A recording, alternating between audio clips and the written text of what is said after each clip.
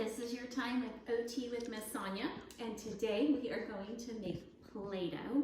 And as we go through the whole Play-Doh process, I'll explain to you how you can incorporate your kids and how it's helping them with their fine motor, with their wrist rotation, their pinch skills, and then you have some nice Play-Doh after that you can make your Play-Doh letters with. You can hide objects in your Play-Doh and work on your pincher grasp, which also supports your tripod grasp when holding your pencil or marker. So let's just get started. Obviously, you're going to want to use stuff that you have in the home. I did Google a recipe based on what I had in the home. So you can use what I'm using today, but feel free to also Google if you don't have something. You might be able to find a recipe that you're able to do in your own home. So today we are actually doing Play-Doh without cream of tartar because I do not have cream of tartar. So it requires 1 cup of flour, 1/4 cup of salt, 3/4 cups of water, 3 tablespoons of lemon juice, a tablespoon of vegetable oil, and then for food coloring, because I don't have it, I found that you can use beetroot powder, you can also use turmeric, you can use cocoa powder, or if you have food coloring in your house, you can use that, or it can be a colorless Play-Doh as well. And then you're also going to need a non-stick pan because it is the cooking type Play-Doh. So first, it says that we're going to add the water, and so we're going to be using 3/4 cups of water for this. And so what you're going to want to do, and what you can help your kids, is that you can put it in a measuring cup. You can have them either turn on the faucet that works on their fine motor skills. If you're wanting them to work on their fine motor coordination of bringing the water over to the pot, you can also work on that wrist rotation and stability of adding the water to the pot.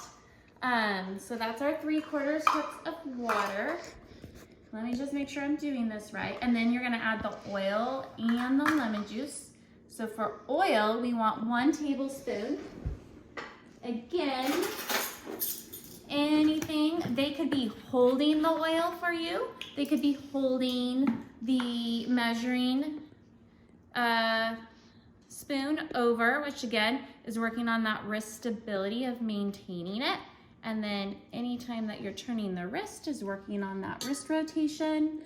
So there's our 1 tablespoon of oil.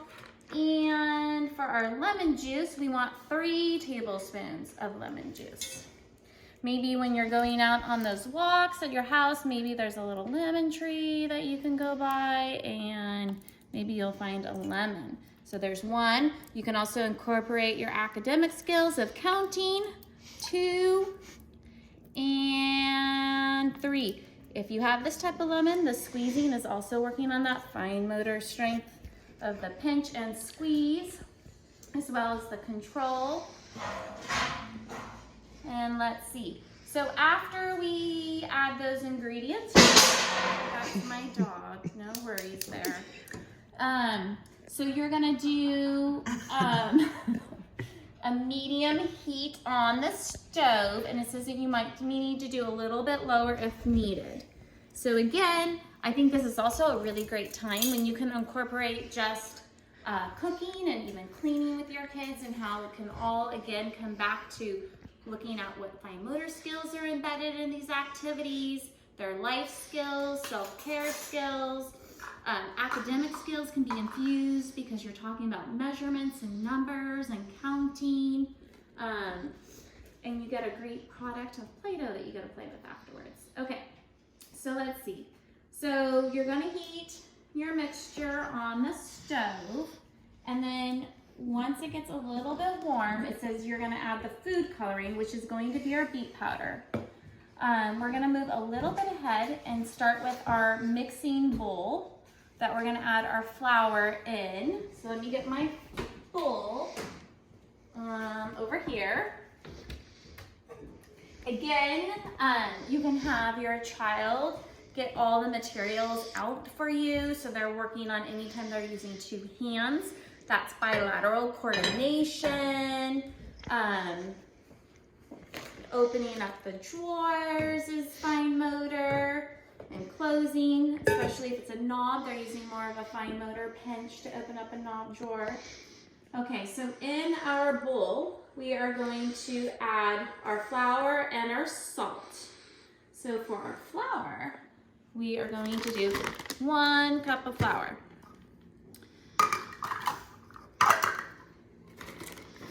And then you can teach them how they can scoop and use their other hand, which is bilateral coordination, to make a nice smooth hold and turn. There's 1 cup, and you're using 1/4 cup of salt for this recipe. Let's see, I got 1/3, I got 2/3, I got 3/4, and 1/4 cup. Okay, so then we can teach them how half of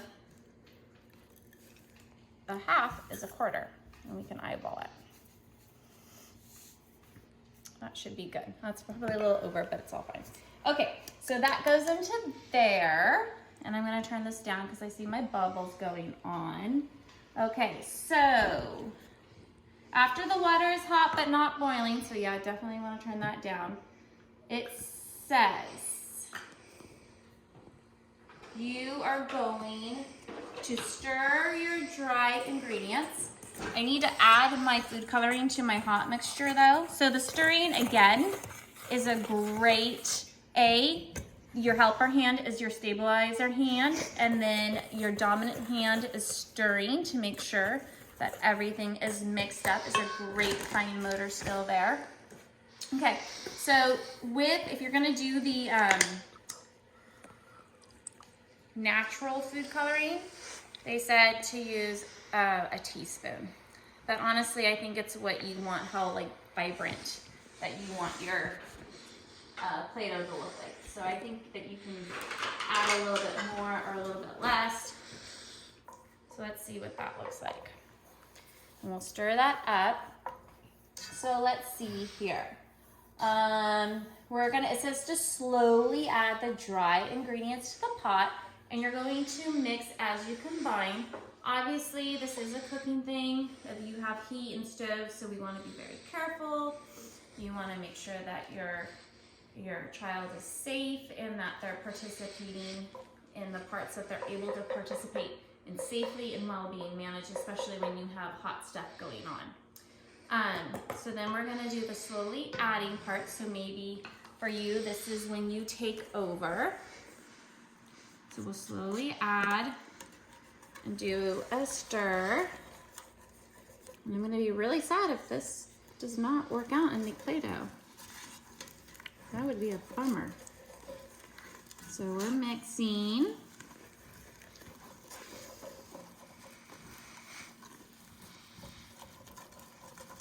Wondering if I should switch to a whisk here. I'll turn it down way low.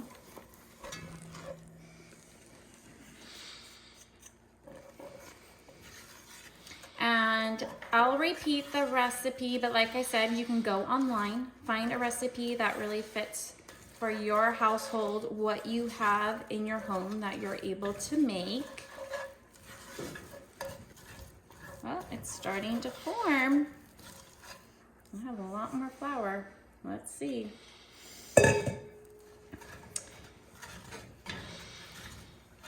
Wow, I'm thinking we need to add more fluids to this. What do you think? A cup of flour, I did that. 3/4 of water, I did that. I did the tablespoon of oil. Let's see how much stirring we have to do. It says continuously to stir until it forms a ball. If there are areas that are still sticky, flatten the dough out and put the sticky side down to the bottom pot. Flip back and forth until it doesn't seem sticky anymore, and that it will firm up. Maybe I just need to be a little bit more patient.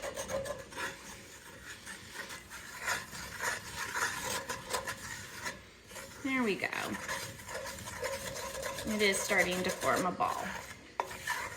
I know from some other therapists that make their own Play-Doh that they get really fancy, and they'll add some scents and make it a smelly Play-Doh, which is super fun. So if you have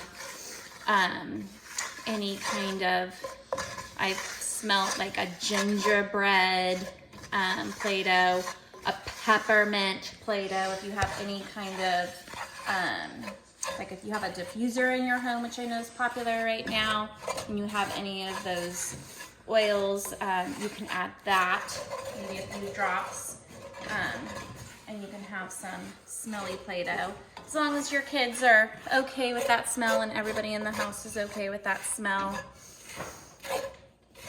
So it says to keep going and keep stirring until it starts to form a ball, which I think it is. Hopefully I can knead it together out of the pot. Okay, let's see here. It says you don't want to cook it too long, so I'm going to take it off the stove and I'm going to transfer it so that you can transfer it to a piece of wax paper until it cools down a bit before you start kneading it. Let me check if I have wax paper. If not, I'll put it directly on a cutting board. So I do have some parchment that I'll use.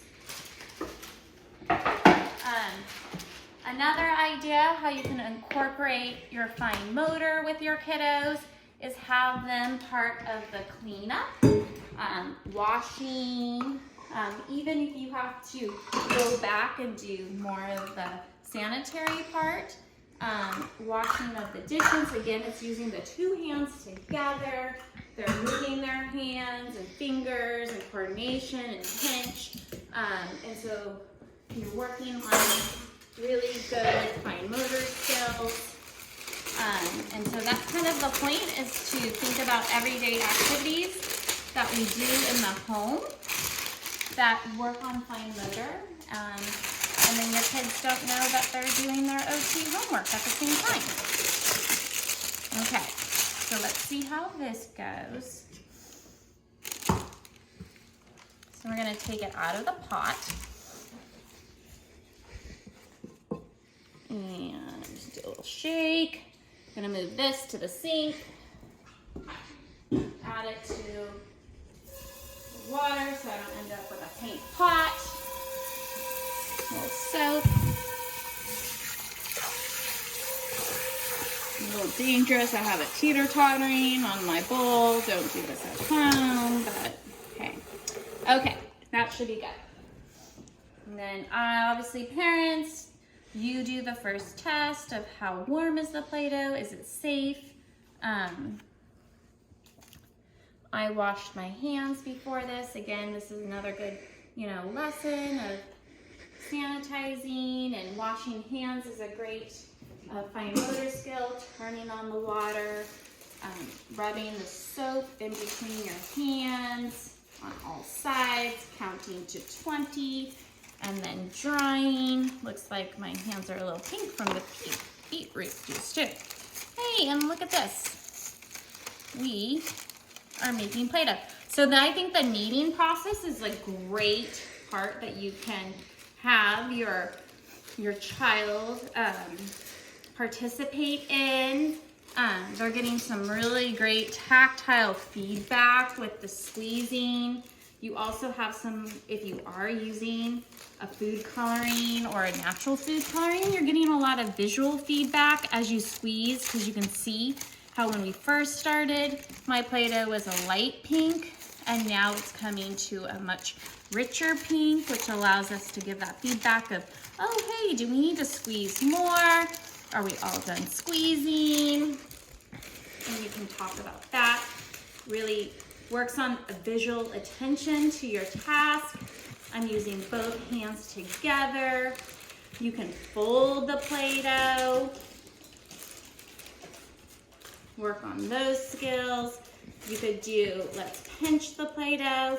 And we'll have a whole nother lesson of what we can do with the Play-Doh, how we can make our Play-Doh letters, how we can hide things in the Play-Doh to work on our pinching skills.